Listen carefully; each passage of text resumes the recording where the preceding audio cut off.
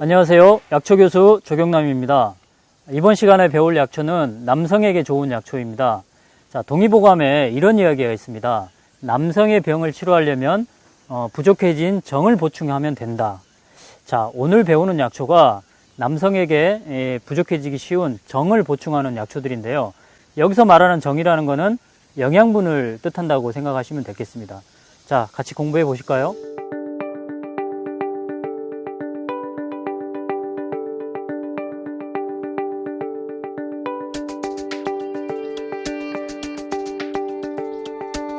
자, 토사자입니다. 앞에 보이는 이 식물을 이렇게 관찰해 보겠습니다. 이 식물 이름이 새삼이라고 합니다. 또는 가늘기 때문에 실새삼이라고도 하죠. 자, 이 새삼에 지금 꽃이 폈는데 이 꽃이 이제 지면은 열매가 씨앗이 맺겠죠. 이 씨앗을 토사자라고 합니다. 자, 먼저 이야기 하나를 들려드릴게요. 옛날에 아주 부자가 있었는데 부자의 취미가 토끼를 기르는 거였습니다.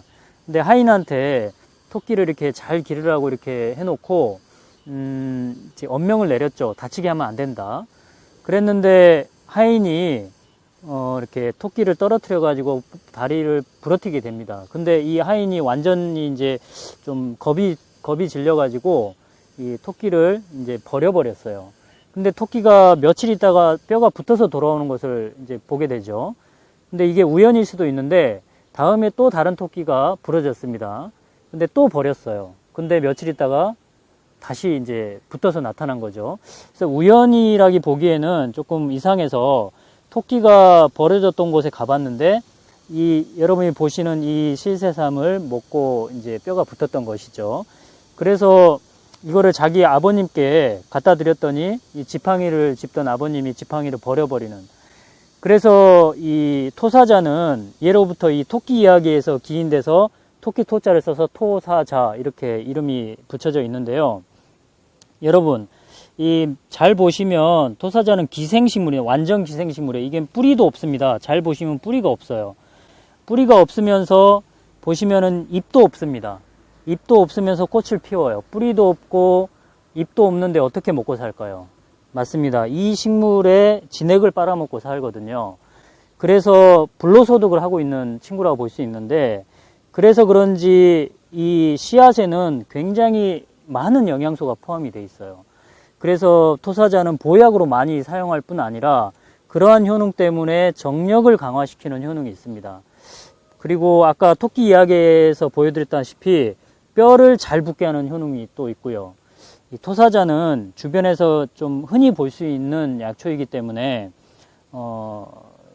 채취하셔가지고 잘 활용하시면은 아주 좋은 효과를 얻을 수 있을 것이라 생각됩니다.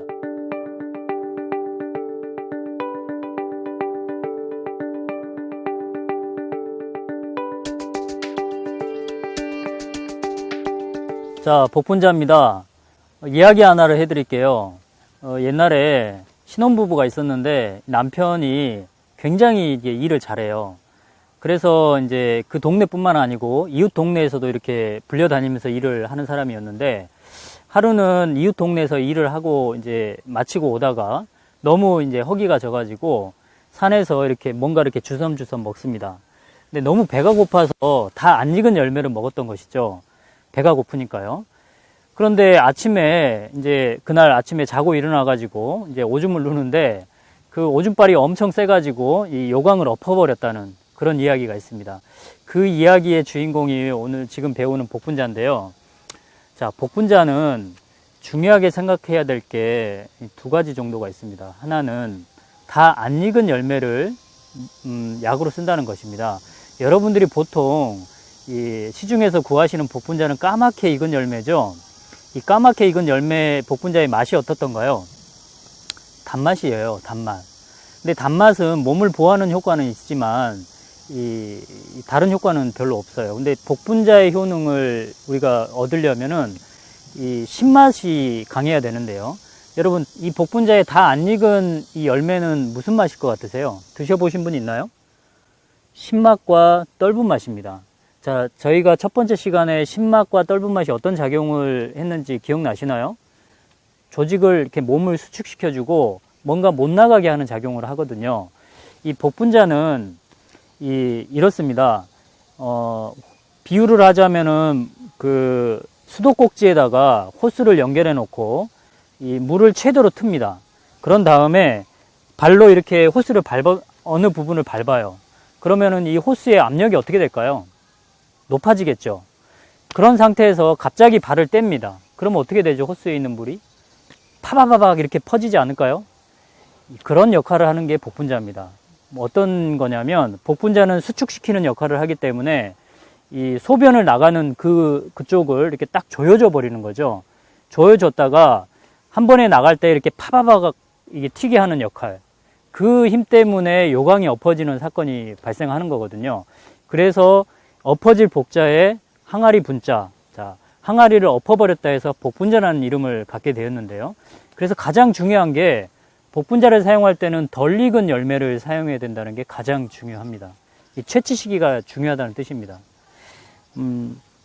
우리가 나이가 들면은 조직의 수축력이 떨어지죠. 모든 조직이 늘어납니다.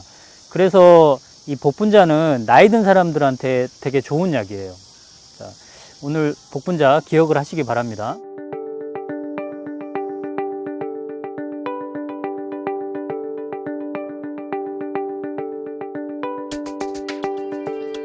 네, 산수유입니다. 산수유 하면 여러분들이 잘 아시는 약초인데요. 우리가 산수유가 가장 많이 나는 고장이 어딜까요? 요즘은 여러 군데에서 산수유를 심지만 전남 구례에 구례 중에서도 산동면이라고 있습니다. 이 산동면에서 산수유를 굉장히 많이 심고 봄이 되면 거기서 축제를 또 하죠.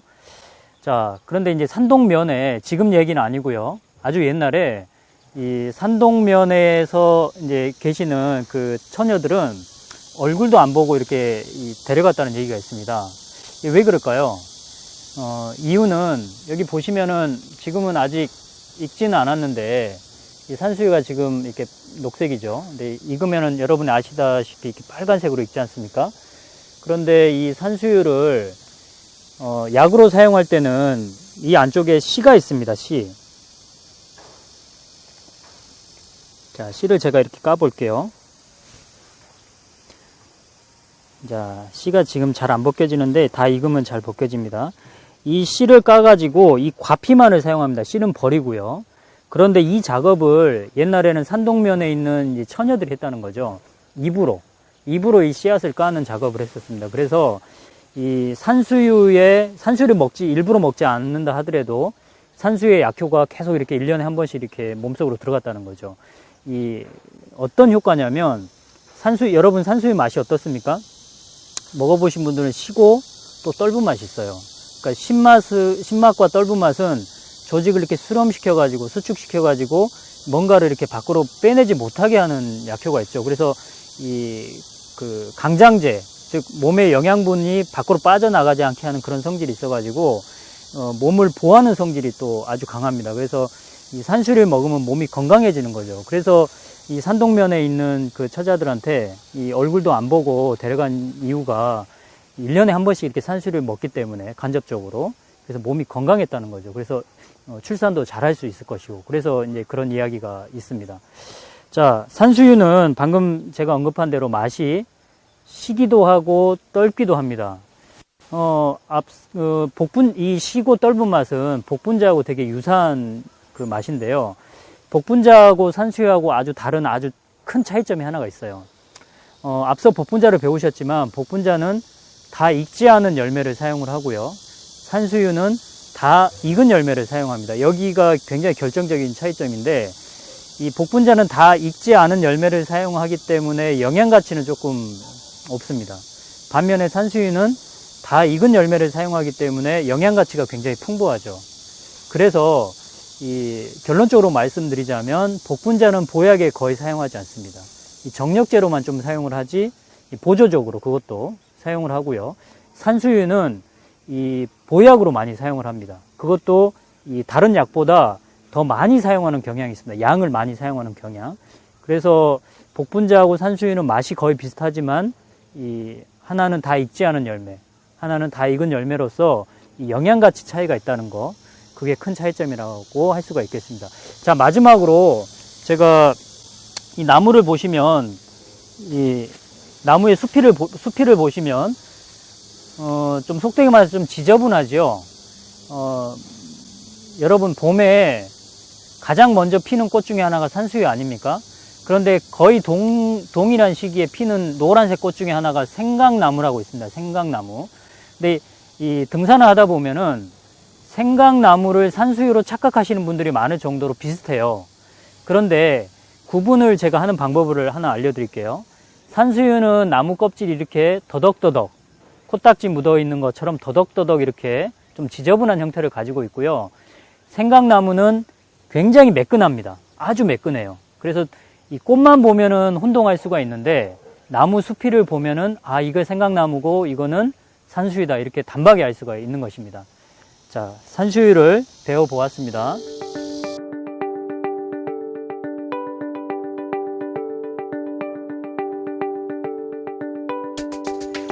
자, 이번에는 음양각을 배우겠습니다. 자, 음양각 배우기 전에 제가 재밌는 이야기를 하나 해드릴게요. 예전에 양치기 소년이 있었는데 이 양치기 소년이 한가롭게 풀을 뜯는 양을 이렇게 지켜보고 있었죠.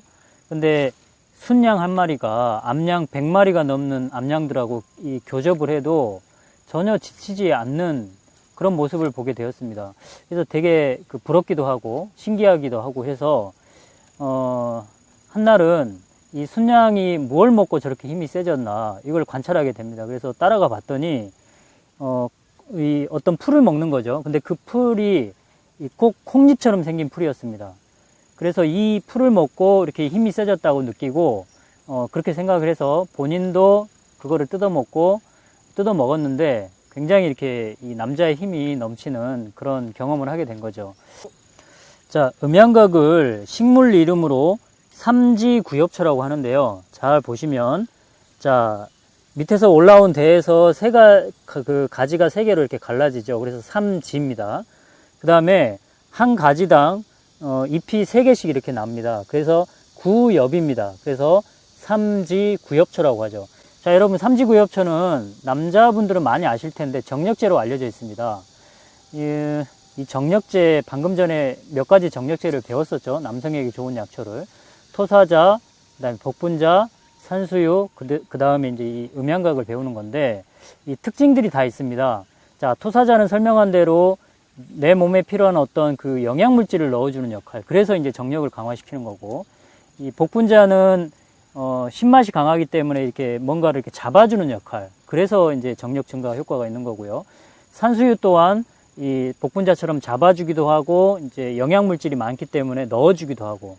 근데 이 음양각은 어떤 역할을 하냐면, 불쏘시개라고 생각하시면 됩니다. 비유를 하자면 토사자나 산수유가 불을 떼는 데 필요한 장작이라고 친다면 음양각은 그 장작에 불을 붙이기 위한 불쏘시개 역할을 한다는 거죠. 자, 그래서 여러분들이 생각하셔야 될 게 뭐냐면 음양각만으로 정력 증가 효과가 빈약합니다. 아주 미약합니다. 그래서 한간에서는 음양각 먹고 이렇게 뭐 정력 좋아진다고 생각을 하겠지만 사실은 이거는 불쏘시개이기 때문에 불쏘시개로 불을 떼가지고 이렇게 방을 따뜻하게 하는데 얼마나 힘들겠습니까? 장작을 떼야겠죠. 이거는 보조약입니다.